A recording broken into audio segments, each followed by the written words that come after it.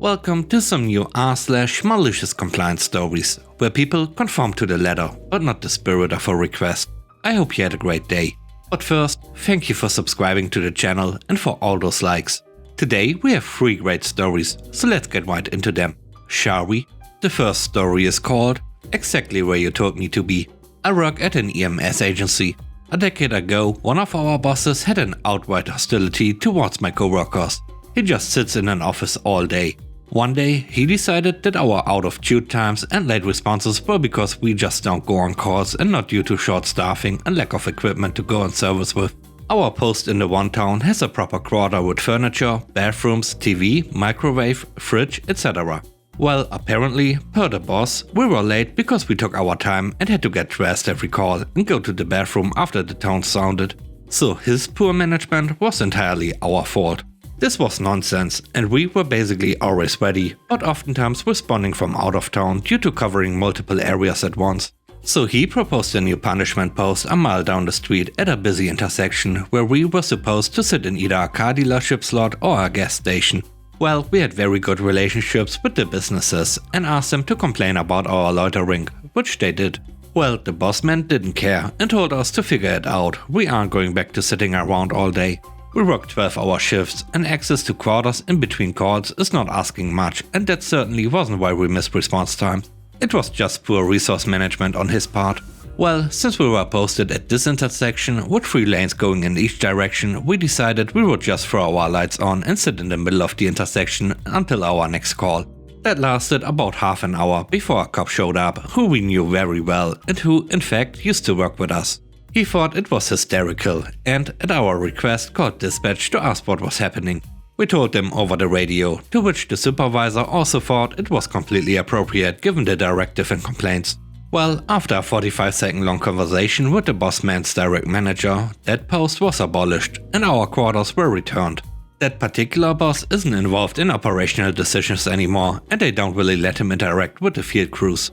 The next story is called This Didn't Work Out for the Boss.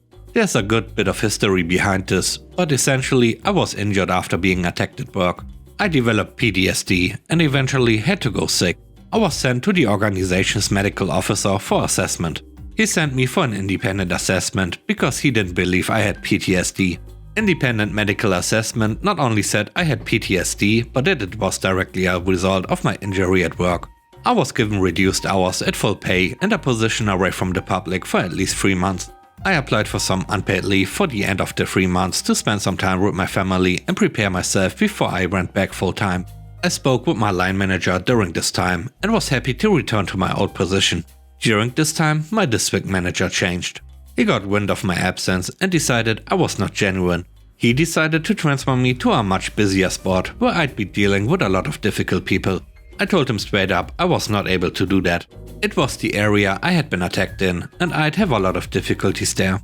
He said I couldn't go back to my old spot because that's where I ran sick from. Even the medical officer said there was no reason to transfer me, but the boss stuck to it. He said he couldn't leave me in my old spot because it would be bad for my mental health. I'd be working alone most of the time, and there was no documented reason I would have trouble in my new position. This was all in April 2020. I'm sure you know what global event was kicking off then. So I decided to get some documentation. I went to my own doctor. He was disgusted at how I was being treated. He gave me a few tests. The weeks of stress and anxiety had raised my blood pressure and given me some breathing issues, similar to hyperventilating. I had a few other small issues too. He signed me off work for 6 weeks, citing stress-induced breathing issues and high blood pressure. And he stated in a letter that this placed me at a higher risk of adverse effects from the virus. My boss was not happy with this at all, so he sent me back to the medical officer for assessment. The medical officer took one look at my doctor's documentation and decided to do a consult with me by phone instead of in person. He decided that I was too high risk to work with others and issued a direction that I was not to work unless it was in a well-ventilated office on my own. Otherwise, I was to be given paid leave. No such position was available, so I was placed on paid leave. Towards the end of the year, someone noticed I wasn't around. A line manager contacted me and told me I'd have to be reassessed as I couldn't expect to have free holidays. In the meantime, they set me up working from home. It took them till January this year to set that up. I went for reassessment again. I told the medical officer how great I was getting at working from home. The medical officer thought that me working from home was ideal, so directed it should continue indefinitely. All I wanted was to go back to my old familiar job. I should also note that they never replaced me there. It was a one-man public role and has been closed for nearly 2 years now. The last story is called Always Know Everything. This was easily about 8 years ago. I was working in a call center. We are sort of a middleman between a selection of theme parks and hundreds of hotels that customers could book as a nice package holiday. Now, most people would call up the theme park, think they were talking to the location itself, but actually be talking with a bunch of part-timers in an office nowhere near. Depending on which brand they called, we'd answer as that brand, and all in all, it was painless. There was a website, but we were there in case of special requirements. Sometimes people didn't want to book online, etc. Now, the parks we support are fairly popular. So much so, people do fly in specifically to have holidays there. This means the job was two things. The wonderful part was that for some families, these were the once-in-a-lifetime trips and you were the person helping them to get that holiday they wanted. The other side was pure hell. If the holiday went bad, you know full well it's somehow our fault. We had all sorts of calls, people screaming, threatening us, etc. I had a good track record, often closing sizable packages and always going a little further. Sorting out some balloons in the room for little Timmy's birthday, notifying the park to add Tom's birthday alongside the other kids to celebrate his special 45th. You know, random acts of kindness. I was often told by management to remember to stay in my lane. And while it was nice, I should be on the next call, not emailing the hotel to arrange the unpaid 4 bits and bobs. Now, one day, a family called me, and I could tell immediately they were posh. They were flying in and were looking for our top options, top hotel, unlimited fast-track tickets, the whole lot. I went in immediately and suggested one of the on-site hotels, asking what favorite characters the kids going had, etc. However, the woman booking heard wonderful things about this alternative hotel. All fine, I sorted all out. Booking came to $12,000 something. From my discount on there as well, I pulled all the bells and whistles out. The boss comes over, raving, what a deal. What a close. I go tell my boss. And with that, she wanders off. An hour later, the family calls back. The woman had since googled the on-site hotel and was stunned at how wonderful it was. As it was for her granddaughter. Could she be a pain and rebook there? Yes, absolutely. I have to cancel the old booking first. The refund can take the usual however many days and the second booking made immediately. She went fine, went through and red alert. Her Amex is stalled as 2 12-car shots in a short pace caused some issues. I checked our system, found out it was us blocking it, not her, and had to get a manager to resolve it. I explained I can't do anything right now to finalize it, but let me call in a favor.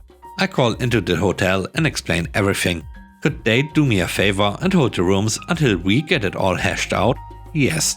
Do you want your usual balloons? Yes. Go on then. I log everything in our system, all the conversations, who I spoke to. Then I went hard, as it was a small holiday here, and go ask my manager.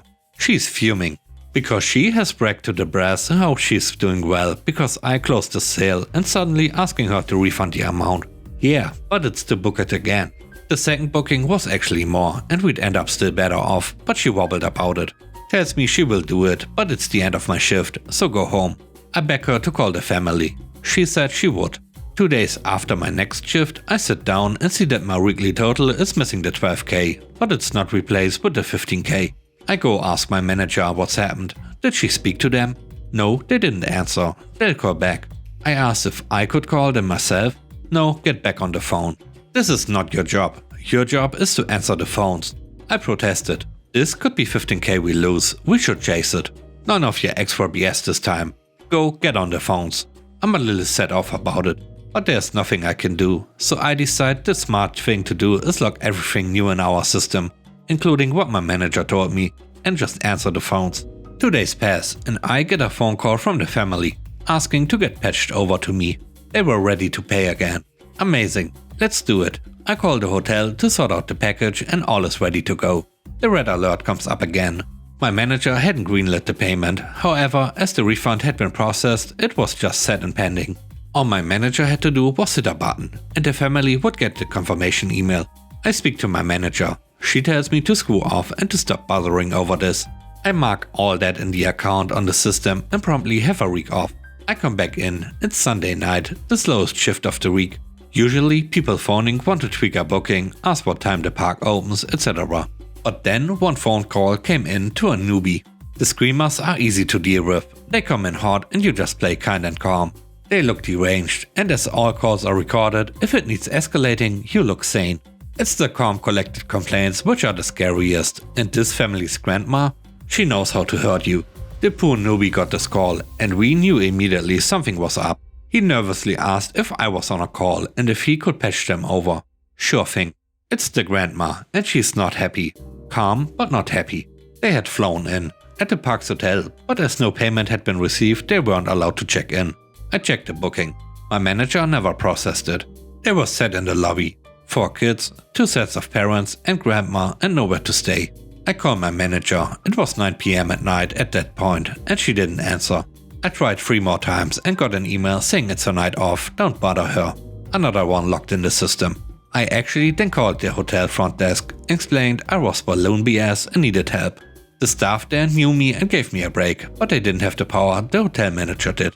I got patched to him, explained everything, and he went okay. Here's the deal.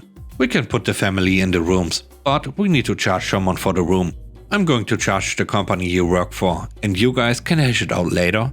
I'd done everything by the book, and there was this family stuck stranded in the lobby, and charging the company for that was just a no-no. Like I'll lose your job and have them come after you for the money type no-no. So I tried calling every contact I had, but it was 11 PM at night at this point and no one was answering. So I hit screw it. I called the hotel back and told them to do it, knowing full well I'd be job hunting the next day. After that I locked it and left. I wasn't due in till 10 AM but got a call at 6:30 telling me I need to be there by 8. I arrive, get frog marched into a meeting room with 3 levels of bosses in front of me. My manager, her manager and his manager. They also had a single printout with an invoice for 15K from the hotel in my name. They went in on me, 20 minutes of yelling and shouting. One left to get HR in for immediate dismissal. HR arrived and only asked one question. Can you justify why you comped a 15K package? The only thing I could think to say was, check the logs. My manager looked thunderstruck. Her boss looked perplexed. And his boss just looked at my boss with a scowl. And all 3 told me to wait there while they left and HR sat with me. 10 minutes later, I was told to take the day's leave, and when I came back the next day, my manager was on the phone like the rest of us. And I was told I'd be reporting to our boss alongside the wider team. And with that, we end today's video. Let me know what you think about the stories. On a scale of 1 to 10, how would you rate the stories and today's video? I hope you enjoyed the video, and I hope you have a great day. Stay safe. Bye bye.